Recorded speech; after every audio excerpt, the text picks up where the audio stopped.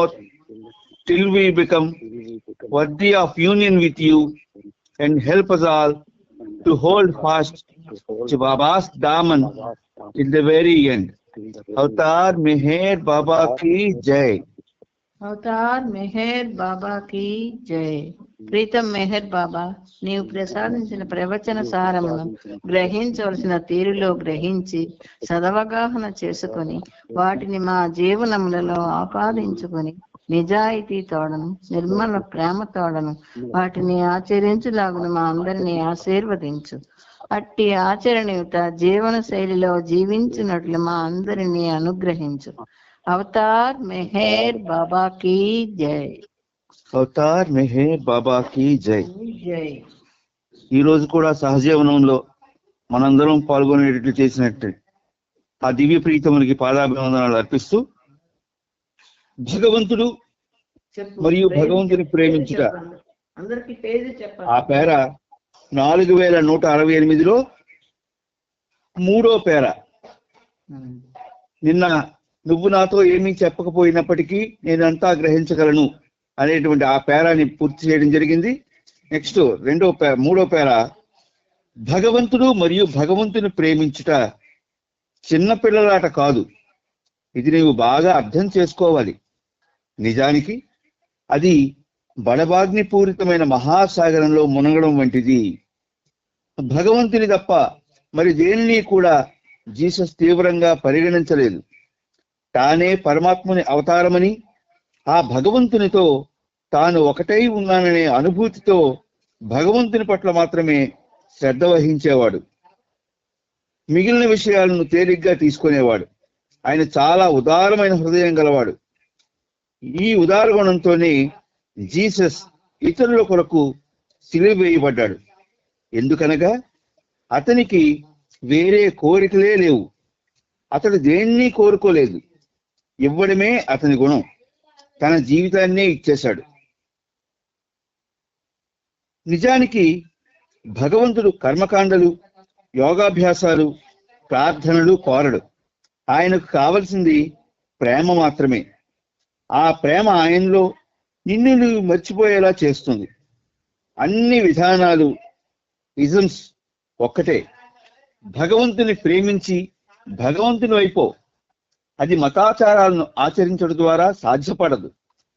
భగవంతుని కొరకు మరణించడం ద్వారా మాత్రమే అది వీలవుతుంది. బాబాకు ఒక మతం అంటూ లేదు. సంఘాలు, సంస్థలకు అర్థం లేదు. ఈ సంస్థలకు, ఆచార వ్యవహారాలకు, మతాలకు బాబా అతీతుడు. నాకు ప్రత్యేకమైన మతం అంటూ ఏదీ లేదని, ఏ మతానికి నేను చెందనని భారతదేశంలో ప్రతి ఒక్కరికి తెలుసు. నేను సూఫీ తత్వాన్ని, హిందూ, బౌద్ధ మతాలను పునరుద్ధరిస్తున్నాను. అలా చేయడం వలన వాటిలో దాగి ఉన్న సత్యం సజీవంగా నిలిచి ఉంటుంది. వాటిలోని అసలైన సారాన్ని గ్రహించి విలువలేని బాహ్య క్రతువులను విడనాడాలి.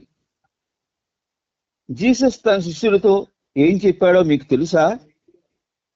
సర్వము పరిత్యజించి నన్ను అనుసరించండి అని చెప్పాడు. ఇప్పుడు ఈ విషయాన్ని నేను మీకు చెప్పినట్లయితే మీ మనసు ఊగిసలాడుతుంది. మీ మనస్సులు, ఇది నిజమా? ఇది జీసస్ చెప్పినట్లే ఉందా? అది బాబా చెప్పింది సరైనదా కాదా అని ఆలోచిస్తాయి.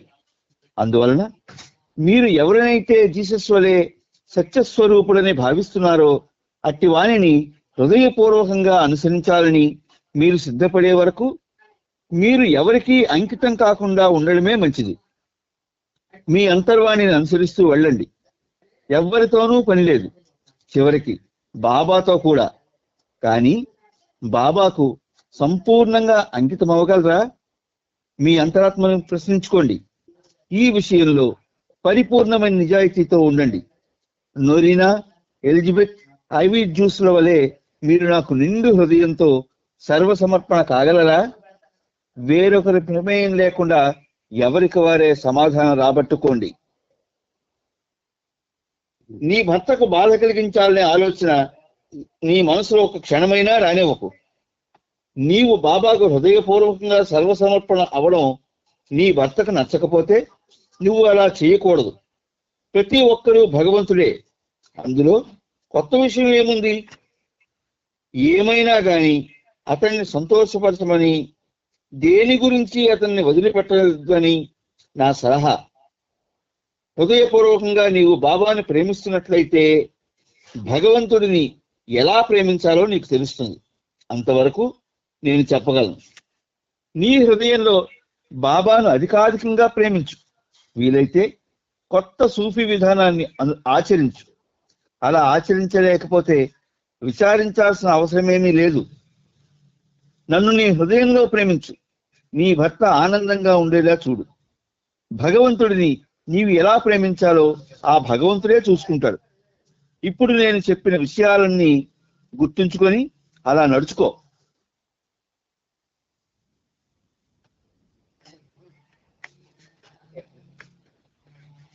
టోనీ మే 16వ తేదీ సాయంత్రం 4:35 బాబాను మూడోసారి కలిసింది. ఆమె బాబాతో, మీరు ఈ అమెరికా సంయుక్త రాష్ట్రాలలో అద్భుతమైన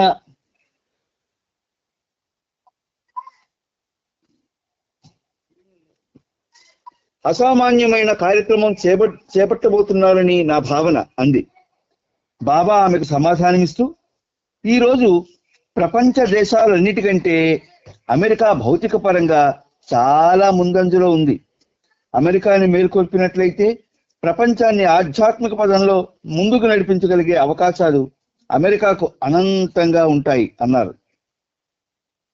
దానికి టోనీ లోపల తెలియకుండా అమెరికా ఆధ్యాత్మికత కొరకు విపరీతంగా తప్పిస్తోంది అంది.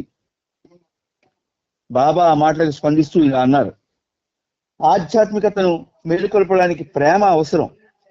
ఎవరికి ఏ దైవం ఇష్టమైతే ఆ దైవాన్నే ప్రేమించవచ్చు. సిలువ వేయబడిన జీసస్ రూపాన్ని లేదా మరొక రూపాన్ని ప్రేమించవచ్చు. సర్వం దైవమే చేస్తాడు, ఆయనే చేయగలడు. ఆధ్యాత్మికమైన పురోగతి ప్రేమించవచ్చు. ఆధ్యాత్మిక పురోగతి సంభవించే సమయం ఆసన్నమైంది, అతి దగ్గరలోనే ఉన్నది. అవును, అది తప్పక జరిగి తీరుతుంది, జరగాలి, జరుగుతుంది కూడా. టోనీ ఈ యావత్ ప్రపంచాన్ని కబళించబోయే భయంకర విపత్తును ఆధ్యాత్మిక పురోగతి ద్వారా తప్పించడం జరుగుతుంది కదా అని అడిగింది. అది పరాకాష్ఠకు చేరుకుంటోంది. అప్పుడు ప్రపంచంలో పెద్ద మార్పు జరుగుతుంది అన్నారు బాబా. తిరిగి టోనీ బాబాను ఇలా ప్రశ్నించింది, ఆ పరాకాష్ఠ అనేది యుద్ధం రూపంలో సంభవిస్తుందా, లేకపోతే యుద్ధం నివారింపబడగలదా?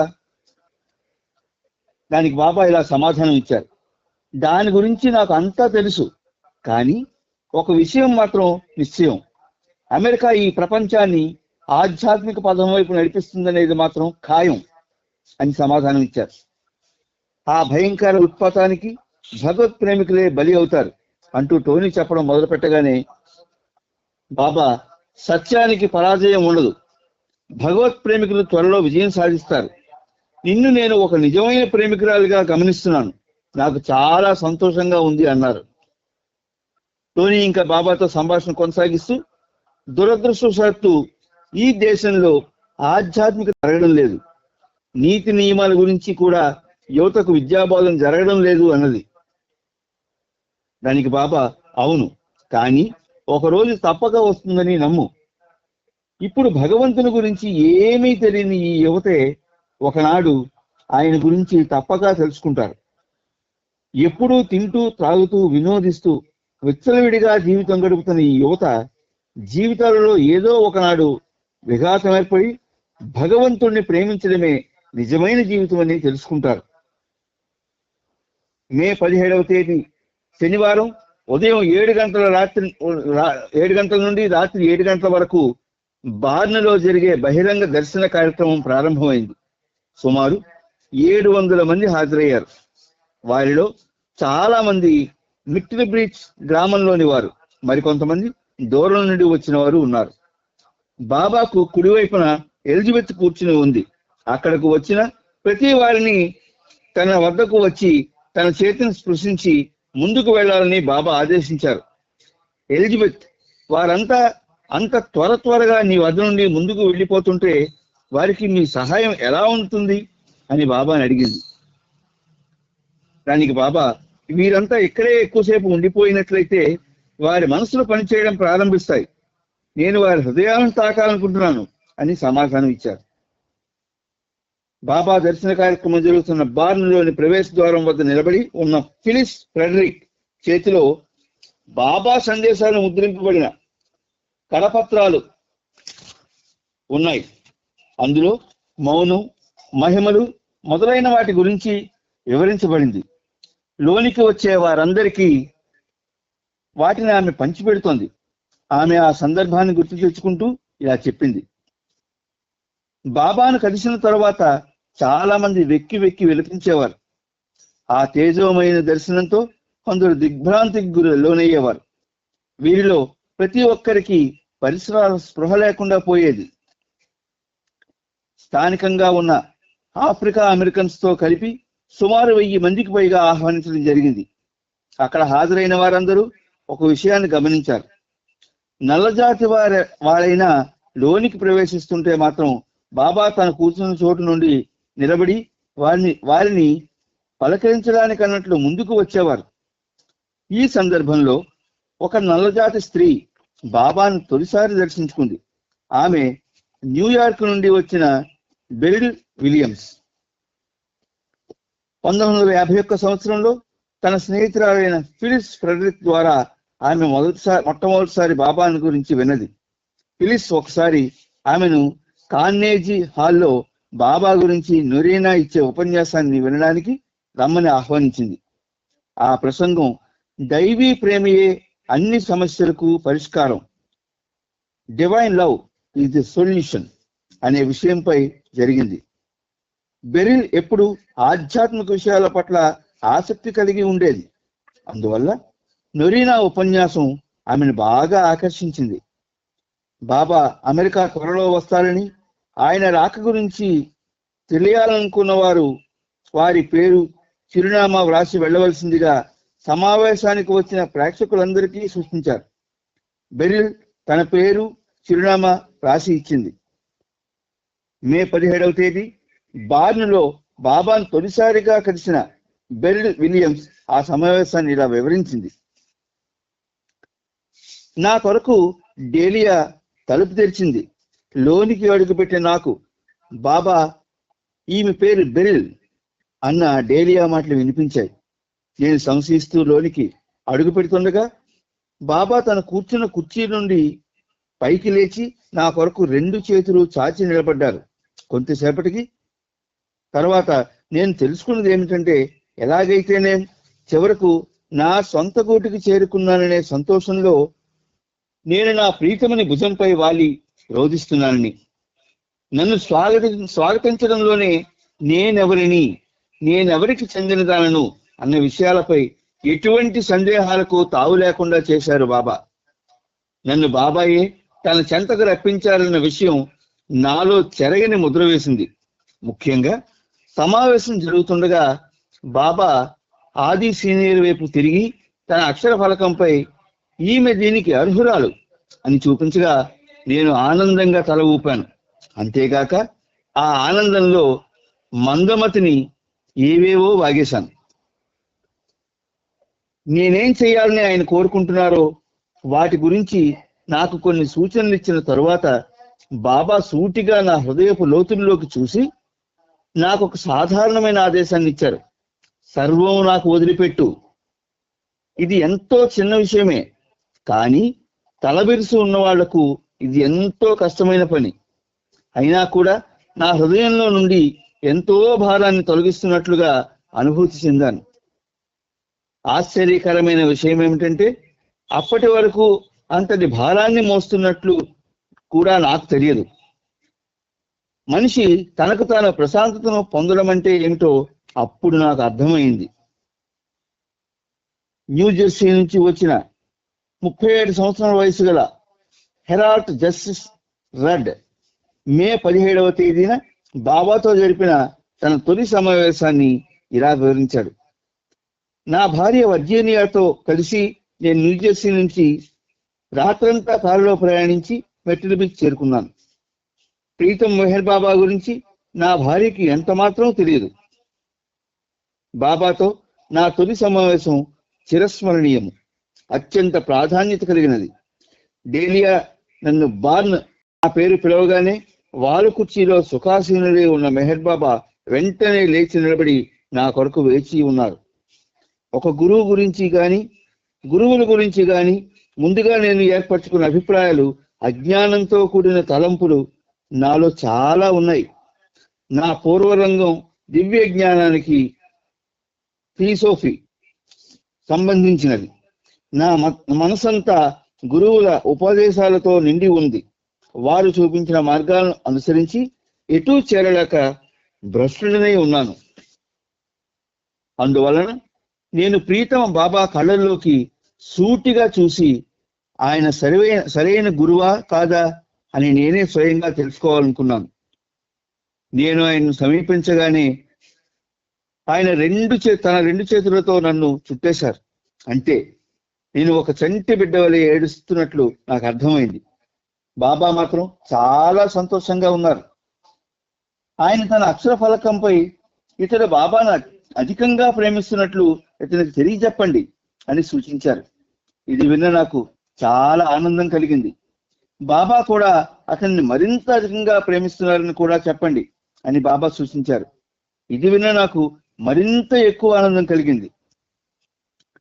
బాబా కొన్ని నిమిషముల పాటు అతనితో అతని వ్యక్తిగత విషయాల గురించి చర్చించి చివరిగా, భగవంతుడు నీ కొరకు ఏమి నిక్షిప్తం చేసి ఉంచాడో నేను పరీక్షిస్తాను. నేను నిన్ను పిలిచినప్పుడు అన్నింటినీ వదిలిపెట్టడానికి సిద్ధంగా ఉండు అని చెప్పారు.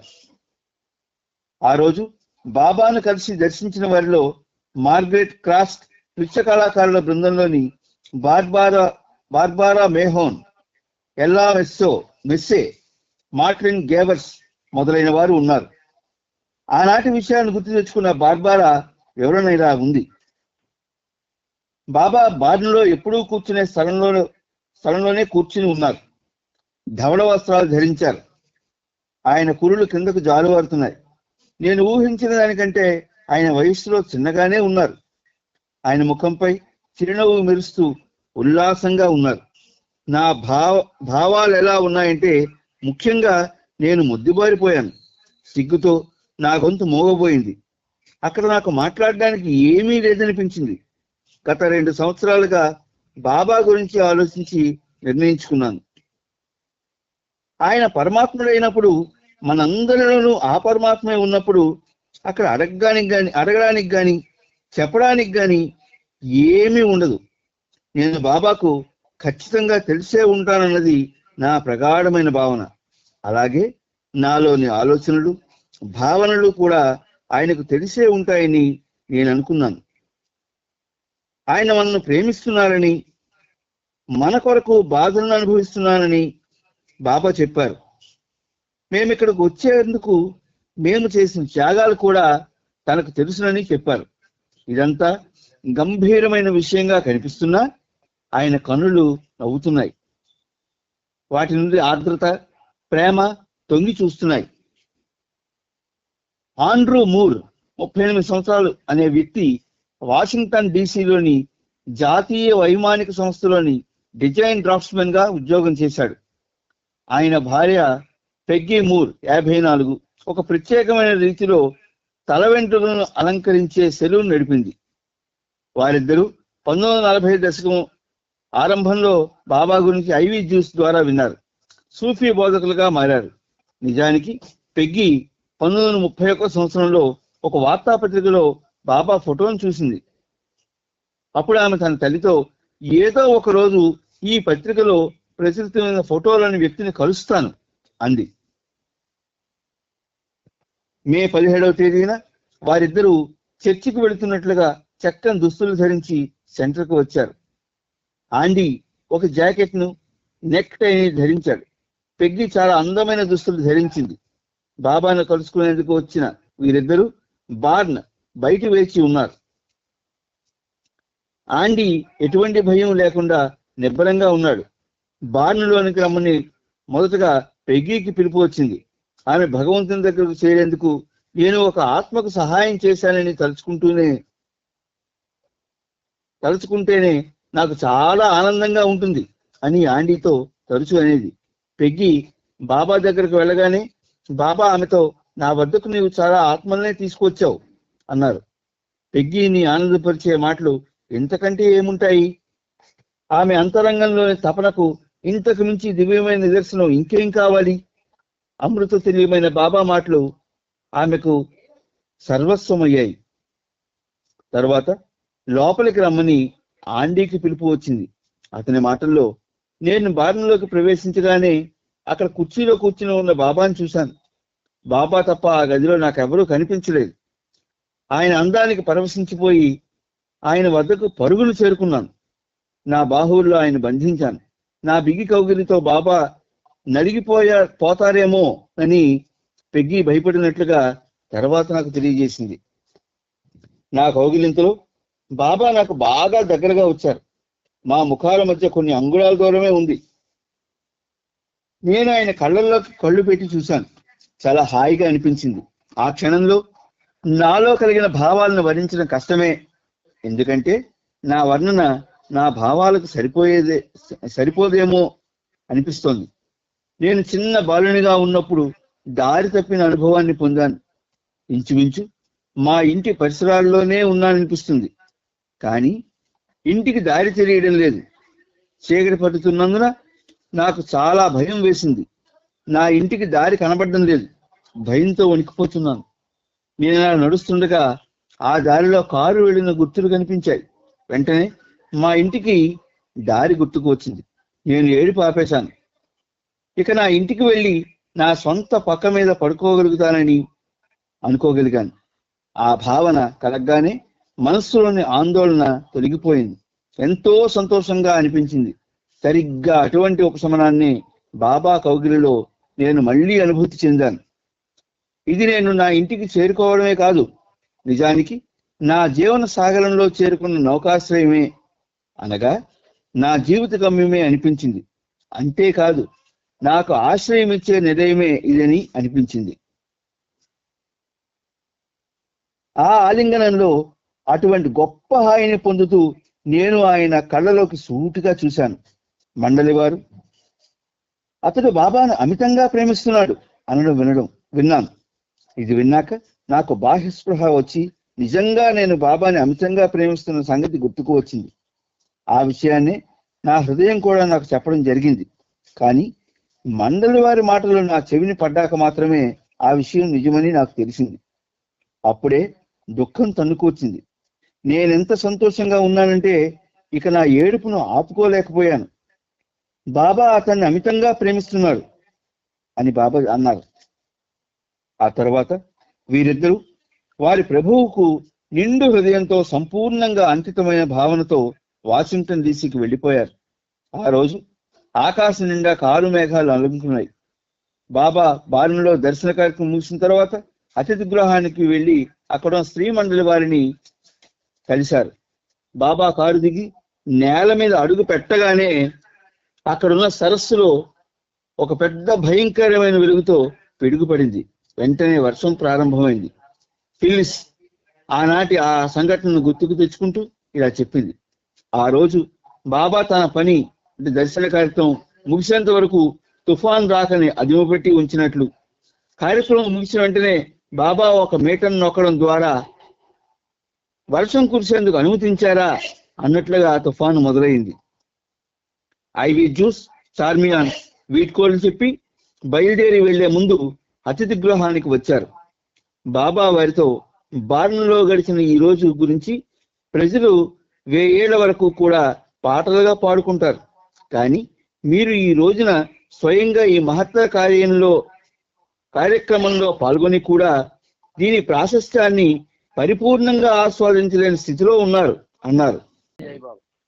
సోమవారం నాడు జై బాబా సోమవారం నాడు ఆయన ఆరోగ్యం మెరుగుపడితే ఆయన విశ్లేషణ ఇస్తారు. జై బాబా. జై బాబా. జై బాబా. అవతార్ మెహర్ బాబా की जय.